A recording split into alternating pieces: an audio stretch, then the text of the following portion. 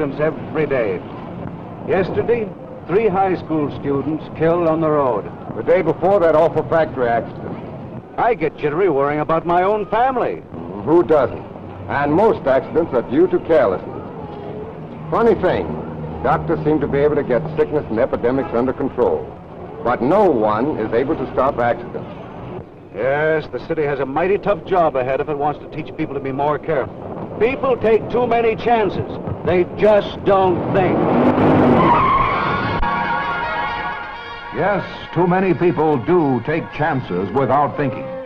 To combat this, federal, state, city, and lay organizations have joined to educate people toward carefulness, to cut down the enormous number of accidents due in the main to downright carelessness. Today at every turn, the public is warned of ever-present danger. These constant reminders are doing a splendid job in urging all of us to be more alert. Unfortunately, there are too many people who forget too easily, and many individuals who take reckless chances at the expense of more cautious citizens. The result, an accident rate so great that officials are being forced to ask for more drastic laws to curb criminal carelessness. To the public health official, the comparison of accident figures is strikingly revealing. While the battle against disease and epidemic gradually is being won, in contrast, the accident toll charts an undiminishing grim line of needless death. In 1 year in the United States, 10,500 people died from influenza. Meningitis claimed 1,700 lives. Poliomyelitis accounted for 1,200 deaths. The year's heavy toll of tuberculosis took 53,000 lives.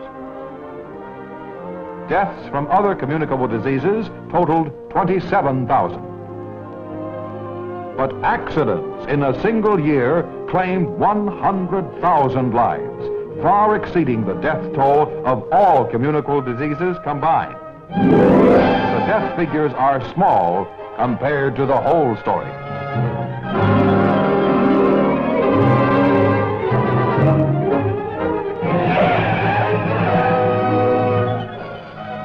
What would you do if you face this situation?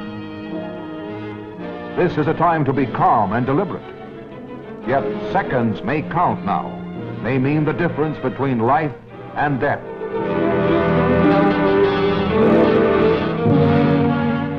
How can he stop her bleeding? What should he do first? Should he be pulled to the roadside?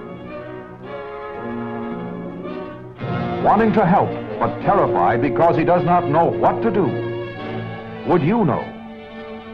With your knowledge, would you really risk dealing with this situation?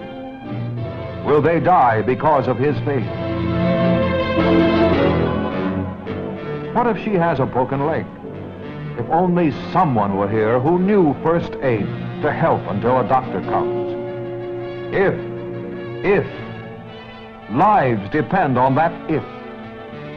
How many people face life unprepared for emergency, depending on others' aid, chancing someone always will show up to handle their difficulties, someone else.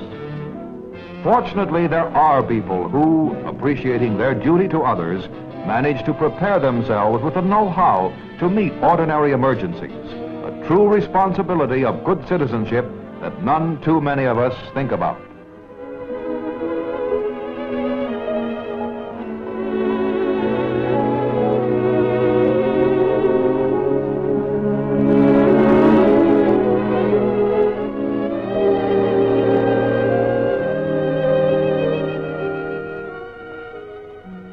Chance saved her life. Good fortune in the form of a person who knew first aid, knew what to do, controlled the hemorrhage before the ambulance reached the scene, saved her from bleeding to death. Most people believe they know what to do in case of an accident. Our observation is that unless they are first aid trained, they do not know.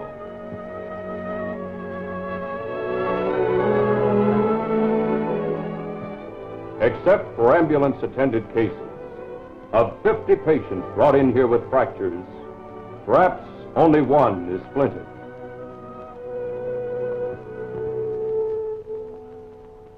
Burn cases come in smeared with grease, butter, lard, and this often leads to infection. People try to help in an emergency. They mean well, but untrained people just don't do the right thing. Yet a little real knowledge of first aid, gained so easily by attending a free instruction class, would help to save many families much misery. Today and every working day, at Red Cross classes throughout the country, serious-minded men and women, young and old, are gaining priceless knowledge of first aid to cope with most emergency situations. If we expect others to help us or our families in time of crisis, we too should be qualified to help them.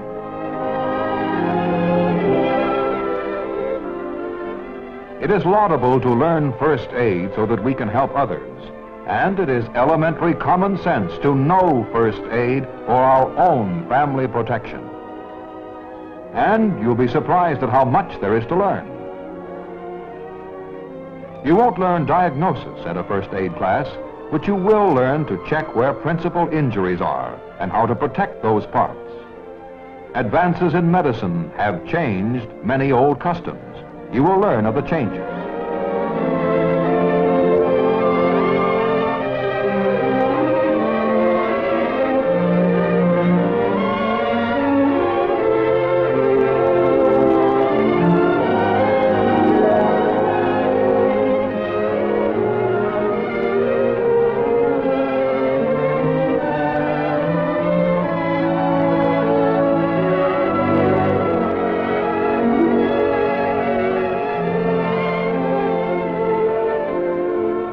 This Red Cross training will fit you to give proper first aid using safest methods recommended by eminent doctors. As you learn more about lacerations, broken bones, shock, burns, you will become more safety-minded. You will guard against needless accidents.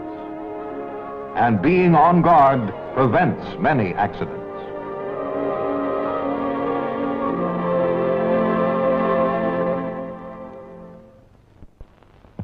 Industry has its accident problems. Safety experts are working constantly to eliminate unnecessary hazards and to fight carelessness. Vigilance is the rule among employees. Yet, despite precautions, there were 2 million accidents in industry last year. The cost, 46 million workdays. Economic loss, $2 billion. A major factor in cutting down the accident rate in many plants is the introduction of Red Cross first aid classes. There is no guesswork in evaluating first aid instruction in industry. The records of plants, large and small, tell the same story. First aid trained people have fewer accidents. Practical knowledge of what to do before the doctor comes saves many lives each day. Proper first aid practice helps minimize injuries. In developing safety-mindedness, it tends to prevent them. First aid classes are logically a part of good safety campaigns. Industrial organizations, large and small, echo their approval.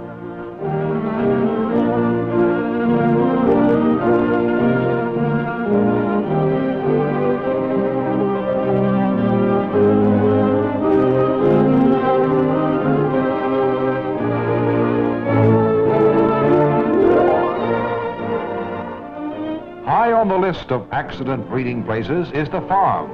That supposedly peaceful life we read about is actually fraught with daily danger. Farm families have more accidents than any other occupational group. With doctors and hospitals many miles distant, with immediate care and long transportation often necessary, farmers need first aid education much more than most people.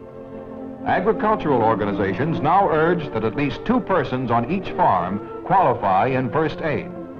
Farmers have responsibility for their families and their hired help too. Among children of all age groups, accidents lead as a cause of death.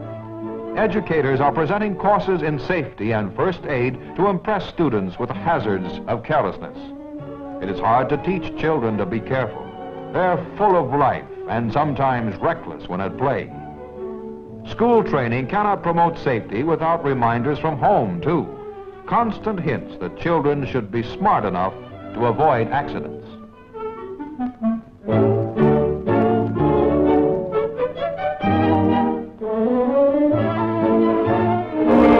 Add one more to the thousands on thousands of home accidents happening each day. Home, you'll be surprised to learn, is one of the greatest danger zones of all. An accident in your home affects a loved one.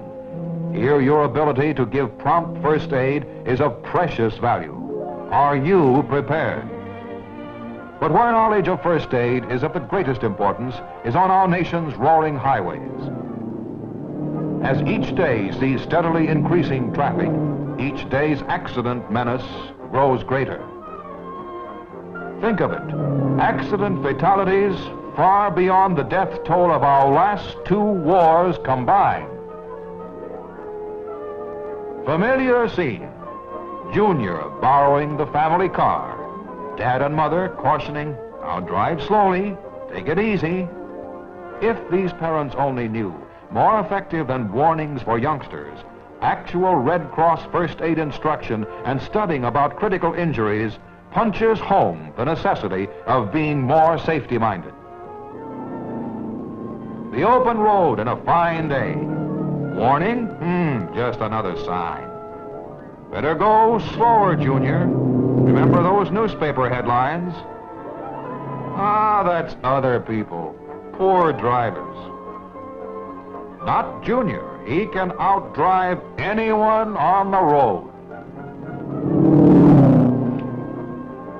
Luckily, most drivers are courteous and careful. Good drivers usually are. But Junior, what about other innocent people you jeopardize? Let them worry. Nice going, fine car, sleek, smooth as a jet plane.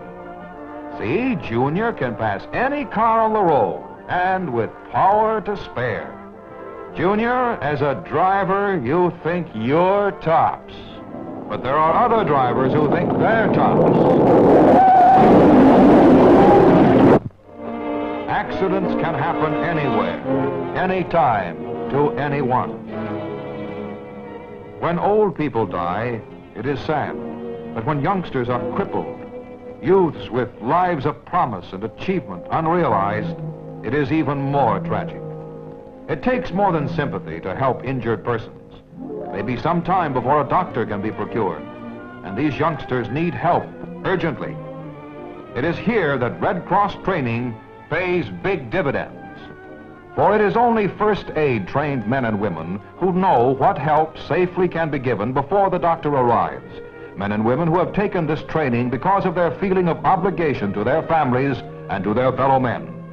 Red Cross has prepared many of your neighbors for emergency, to aid the injured during those long, anxious minutes before professional help can reach them, to help someone's loved one in pain. Who knows? Perhaps someday, someone in your family. Such help is heartening, but the record is frightening. 10 million accidents a year in our homes and industry, on our farms and on our highways, at work and at play. Accidents to our neighbors, accidents in our own family. Every passing hour, 1,100 more people being injured, in need of quick aid, trained aid. This is the nation's problem. It is the responsibility of every community leader, and it is your problem and mine. Red Cross classes are ready to give you the know-how to meet emergencies. Everyone should share the responsibility of knowing what to do so that proper help for the injured always will be quickly available. Sometime, somewhere, with the nearest doctor miles away, another person's life will be in your hands. You should be prepared for that critical moment.